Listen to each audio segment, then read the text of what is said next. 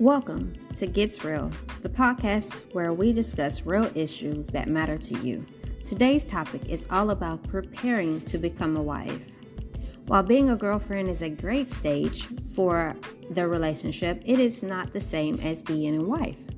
There are responsibilities that come with being a wife that girlfriends just don't have, which can lead to an imbalance in the relationship. So what can you do to prepare to become a wife? And how can you ensure a healthy relationship? A healthy balance in your relationship. Hey there, I'm Ty, here with my sister Nikki. Hey, boo. And this is Gets Real, the place to be where newly singles gather together to navigate this crazy world of modern dating. Here on Gets Real, we have candid conversations on topics plaguing the dating world when you find yourself single again. Join us every week as we talk about the pros, cons, and mindset as we hit the road again on our dating journey. First, stop doing wifely duties, while being a girlfriend. What are your thoughts? Oh no. That is such like it's a point of contention. I understand why people say it. I definitely understand, we grew up with the previous generation of why buy the cow when you can get the milk for free and all of that. Here's why that's a point of contention for me. Because there are a number of women who expect a man to act like a husband before she is okay with saying, I'm okay to say yes to this man because I know how he gonna act as a husband. Where you have women out here that's expecting for him to be all in 100%, and none of it is a guarantee. So you have men that are like, you want me to do all this stuff, you want me to provide, you want me to protect, you want me to show you these things before we're in a committed relationship, and what am I getting in return? Yep. Because if you're not doing any of the wifely things, if you're not cooking, if you're not cleaning, if you're not giving me the sex before we get married, how do I know that you're going to do these things after we get married? And men are more so afraid of that because you have people in their circles, especially on the sex frontier, that are like, hey, we got married, and all of a sudden the sex went from 99.5 to 2. Some men don't want to sign up for that. How do I know that there's not going to be a significant fall off? True. So I think it has to be done within reason. What you take on as a girlfriend, what you take on as a boyfriend, those things have to be done within reason. Right. So I do believe the cooking, cleaning, and managing your finances are important in the marriage aspect, but it's also crucial that you don't take on all of these instances while being a girlfriend or have that same level of expectation. So as in being a boyfriend and being a husband. Where I may want my boyfriend to pay certain bills, I won't say which ones. But if you don't have that level of consistency that you can, or even to say not paying all my bills or all my bills, scratching my throat, that you are consistent in, hey, I like to eat. Babe, hey, here's some lunch money, whatever. Mm-hmm. Hey, your tire look low. I'm going to jump in your ride and go get it washed. Like, those are little things that still, for me, serve as you are a provider or have a provider mentality. Mm-hmm. you not paying rent, mortgage, all of those things. But the little things I don't have to worry about, so I can focus on the bigger things as being a girlfriend. That same aspect of, I know my boyfriend may come home and I know what his work schedule is. I will, if we meet up, I may have made dinner or whatever. I will be bringing him a plate wherever we meet up. Or if I know he's trying to eat healthy or this or that, or if I tested a new juice, I'm meeting up with him. Hey, this your juices for the week. Try these. Those little things are nurturing things. To me. But like you say, within reason. What I have an issue with, and I have done it, is what draws the line, or blurs the line for me, is living girlfriend and boyfriend. Where you're living together. Then that blurs the line on your expectations. Then you come into long-term relationships where you're wondering why you're stuck in this girlfriend role. Well, hell, he ain't got to marry you. Then that comes the conversation of y'all living together 2-3 years and you still wondering why. Well, damn, he ain't proposed yet. Because it's not a priority. There's not a rush to say, hey, I've seen her do X, Y, and Z. So let me go ahead and do these things. Yeah, there was, I can agree with the being hesitant with that. There was a couple that I knew that when they decided that they were going to move in together and live together because it made a little bit more financial sense for them to do that, the woman drew up a contract and was like, hey, these are the things that I'm going to be responsible for. These are going to be the things that you're going to be responsible for. If at the end of 12 months, 18 months, whatever that, I don't remember their exact timeline. If you have not proposed to me within that time, not only do you have to essentially, she had a fee in there that you have to pay her, but you also, like, we're done. This is the end of the relationship. Right. And I'm going to move out. If I decide that I'm not going to marry you, you know, even if you propose and I say no, that this is not working, then she had to pay him that same amount. So I was like, sheesh.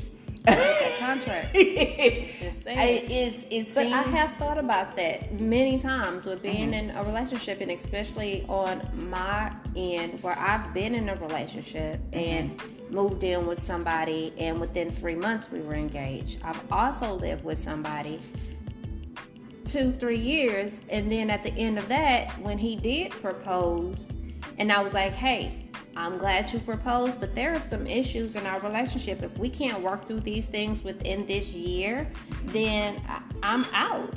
Right. And I think that's very good. That is, you know, that goes into our theme that we talk about a lot, you know, between us, about being self-aware and valuing your time. Valuing your time, valuing what you're bringing into the situation, and knowing whether this is going to work for you or not work for you. Yeah. So for me, mostly being a girlfriend is primarily about focusing on like the present moment that you're with that person right now, while being a wife is planning for the future. So that means by actions, words, your decisions, that should all reflect your desire to build a life together. If I'm your girlfriend, I'm just worried about the next date. I'm not necessarily worried about dates 6 months down the line, because hell, you may not make it 6 months down the line. There could be some hiccups and things that are brought up or acknowledged that doesn't align with where I want to be 6-7 months or a year down the line. That's very true. And I think it goes into, you have to talk about this. This is a good time of discussing what does it mean to be a wife? What does being a wife look like? What does it look like for you? What does it look like for them? For some men, it looks like I come home, you done cooked, you done cleaned, you done did the laundry, you done took care of the kids, that sort of thing, more of a traditional role. And the girl, you may be sitting there like, boy, I'm supposed to hire Molly Mae gonna come in here about every 2 weeks. Yeah, because in that aspect now, I find a lot of men wanting the quote unquote housewife, but you're in a financial position that still requires her to work 40 hours a week. So right. After working 40 hours a week, sleeping 8 hours a day, taking care of the kids for 4 hours if they in school, like when is she supposed to have time for all of that? Yeah. And you get to come home for your 4 hours and sit on the couch or go do your thing. Right. That does not include y'all taking turns cooking, helping with the kids' homework. Like, I think once it comes home, it's a mismanagement of what the actual household duties are that imbalances the entire relationship. Right. And why a lot of women ain't trying to do it. Right. Or we have to come up with some type of agreement, because now you also have an entire population of women who are about getting a bag. I'm career focused. I'm career driven. I've gotten to this point in my career that I don't want to leave that. Do you know how much time and effort and studies that I done put into establishing myself in this field? And all of a sudden I meet you and now you want me to be at home. Boy, look, we're going to have Molly coming here on every other Friday to clean this house. We can switch off. Hey, you're going to have to be okay with some meal prep and meal planning, because ain't nobody finna be in the kitchen every goddamn day. Right. So communication in what it means to be a wife, and what does that actually look like? What does it look like for a wife in line with your values, his values? That key component of communication is very important, and establishing the clear difference of a girlfriend and a wife. I also feel the same way about men. Like you say, a lot of these men are very career focused. So you at some point, it's going to be a battle of the wills. So are you willing to step down, whether that be your career to take care of the house, or take your career or take care of the house and be more house focused? Or can you come to a happy medium on how the household is going to work? Right. And for these boyfriends out here, like being husband providers, kudos to you. Thank you for my bill payments. But also, you need to prioritize what you're desiring from your partner. So if you out here, boss bitch may look cool, but that boss bitch gonna come with attitude. She gonna come with, nah, I'm not finna do this. Your boss bitch ain't always gonna know how to cook. So that's about learning your partner. And a lot of these women out here have been so career focused, they don't know how to cook. They really don't know how to clean. Okay. So your best bet may be to y'all produce enough money to get Molly in here, because neither one of y'all got time for it. Right. Or it can be a situation of, if we're coming to the table and I'm saying, hey, based on how my life is, I already have this. Molly comes and she visit me, once a week or however I have it set up, because that allows for me to be able to invest that time somewhere else. Right. So all the time that I get to be up in your face and do this thing, that's because I'm not at home cleaning. Right. I'm not slaving away in the kitchen or whatever. Well, I had a husband. One of my ex-husbands did that, and without even trying to or talk about those things. I came into his established home and he was like, hey, I was already doing these things. I already have my schedule in my head that worked for me. Mm-hmm. So me coming in, we're leaving the house at the same time. I worked a little longer. He got off before me. He was already cooking and had the meal made, and because he got home hours before I did. Mm-hmm. So in that aspect, he didn't mind, but that also allowed me time to sit and refocus myself, and was able to get another business off the ground and still allotted time for, hey, this is our family time. Whether that be fish fries on Fridays and us just and chill out and watch a game together. Mm-hmm. Knowing how to take yourself out of whatever mindset you're in to come together to constantly create that connection. Right. And I think you said to constantly create it, and I think it's part of that is correct. I think you also have to consistently create it. Mm-hmm. And it's about having that communication, and it's about having that compromise, because everybody, when you're coming together in partnership, there's going to be some things that you have to compromise on. Mm-hmm. Because if I'm career focused and you're career focused, where do we meet in the middle to even have that quality time? If, where's the opportunity for me to speak your love language to you?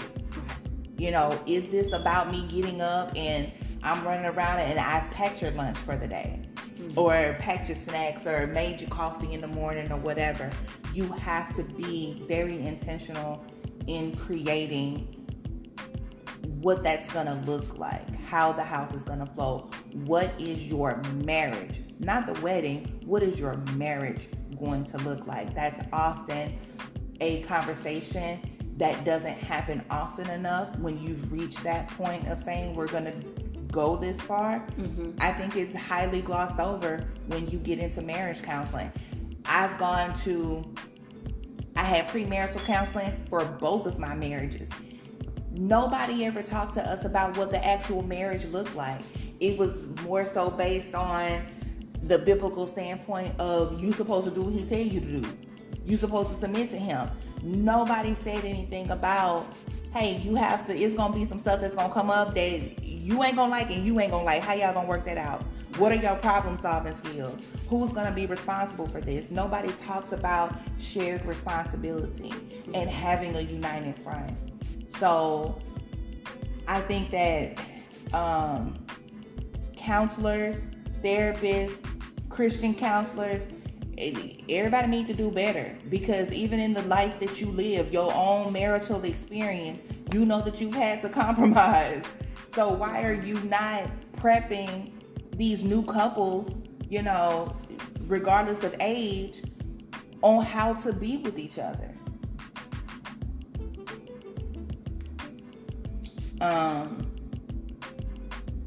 So do you think some things that you can do to prepare to become a wife? A few things off the top for me that comes to like investing in your personal growth, developing communication skills, learning to balance your independence with interdependence in a relationship, and not being focused on being the quote-unquote perfect wife, but learning to the willingness to learn and grow. Because I feel like a lot of people don't do that. They stop wanting to learn their partner. Very true. I think in preparing to be a wife, you have to ask yourself, am I more focused on having a wedding? Am I excited about a wedding, or am I excited about being married? Some women all their focus is the wedding. I want to have a beautiful wedding and I want it to be this.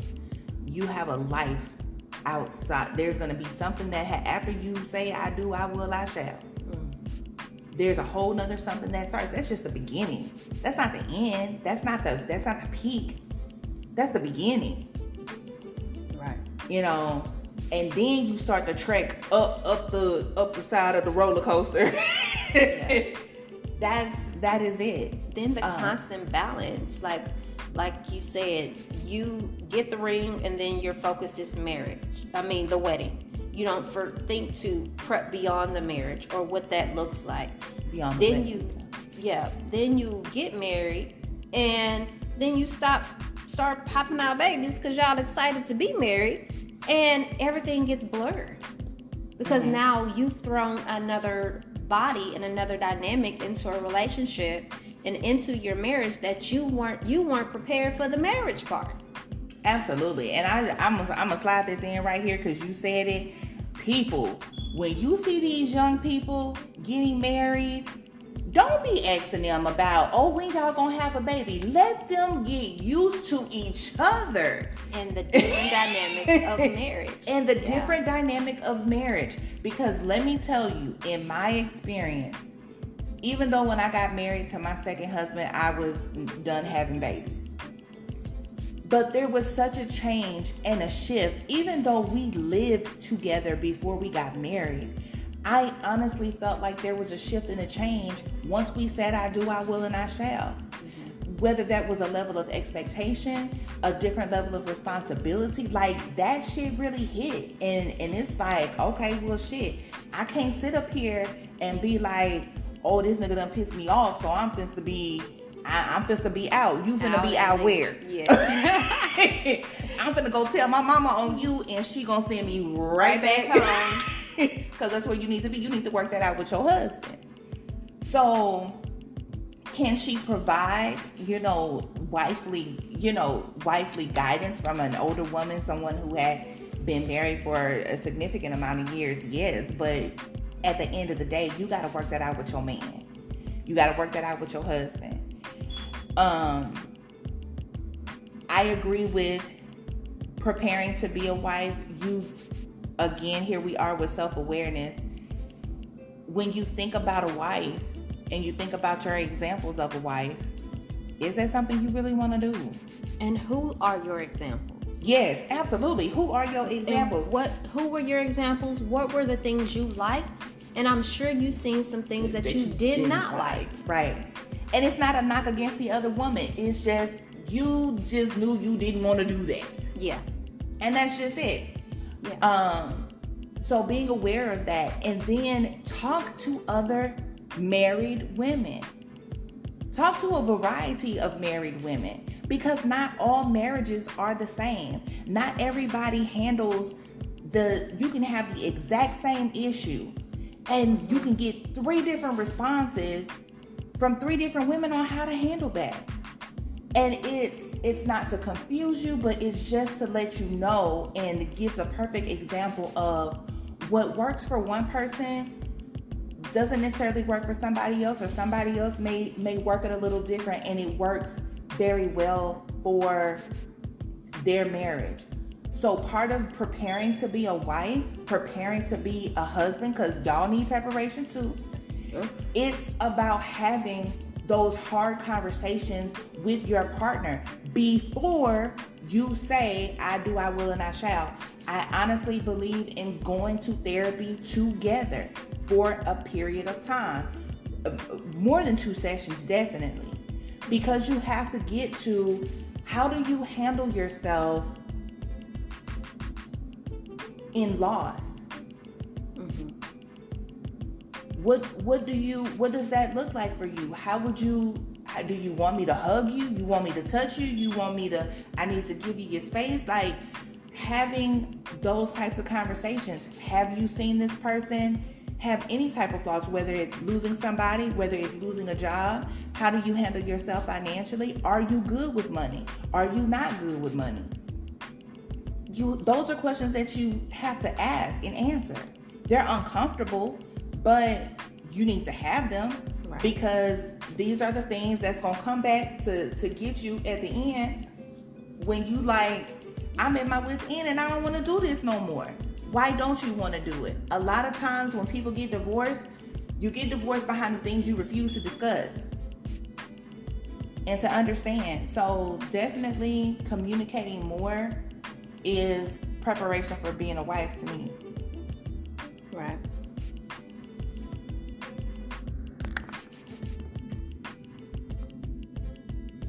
And that's a wrap for today's episode of Gets Real. We hope this discussion gives you insight into the difference between being a girlfriend and being a wife, and how to prepare for the future. As always, follow us on social media and subscribe to our podcast for more meaningful discussions.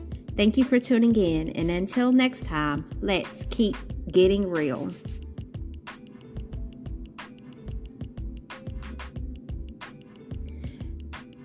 If you are dreaming of a fulfilling and lasting relationship, then Dated Me and Found You, Dating with Intention, is the book you've been waiting for. In this groundbreaking book, we dive into the complexities of modern relationships and provide you with the tools, strategies, and guidance you need to find your way. Want to join in on the conversation? Leave us a message and follow us on Instagram at XOXO_on-the-go, where you'll find helpful tips and dating ideas for you and your dating journey.